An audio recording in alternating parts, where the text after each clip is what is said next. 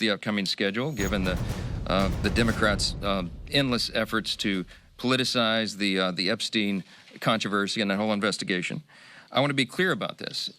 There's a reason behind what we are doing here. We have a responsibility, actually a dual responsibility here, okay? I've been on record very clearly that I believe in maximum transparency. I think every single House Republican will say the same thing. In fact, they've told me that publicly and privately. They talk about this. We want maximum transparency. We also understand the other part of that duty is that we have to protect innocent victims, okay? We have to do both things at the same time.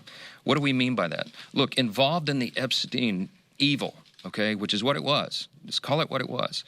There are innocent victims of those unspeakable sex crimes, okay? Some of them were minors. Some of them were not.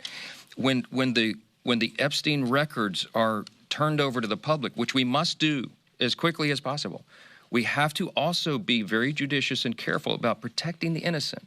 I think everybody in the country should understand the necessity of that. It is the standard. I used to be a litigator. It's the standard in the court of law and the courts. It's the standard in law enforcement. Anyone who's served in law enforcement understands the necessity of that.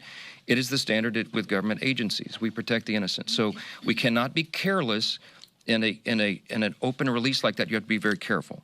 The president himself has said that he wants maximum transparency and all credible evidence to be turned over to the American public so that everyone can make their own decisions. We're owed that. And we want any individual who has been involved in any way in the Epstein evils to be brought to justice as quickly as possible. And the law should be brought down upon their head. We're unequivocal about that, okay? We have to make sure that the credible evidence is revealed, and we're doing that. The president has made a request to the courts in the grand jury testimony and the files there, for example.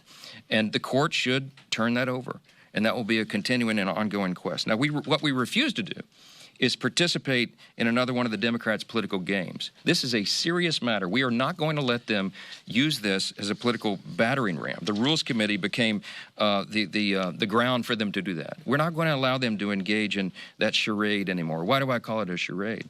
Because the Democrats are trying to play gotcha politics right now when, as the leader just pointed out, they don't have any moral high ground on this at all. They controlled the Department of Justice for the last 4 years. Has anyone forgotten? They had all these files the entire time. They sat on everything Epstein related for 4 long years while President Biden was in office. You could draw your own conclusions as to why, but we've been intellectually consistent the entire time. And I want to say this about my colleagues Ro Khanna and Jim McGovern and Hakeem Jeffries and so many others. They've tweeted about Epstein countless times in the last 2 weeks, but go back and look at their social media accounts, we have, and their public comments. They had exactly 0 posts on the subject for the last 4 years of the Biden administration. Interesting, isn't it? We all understand that the America First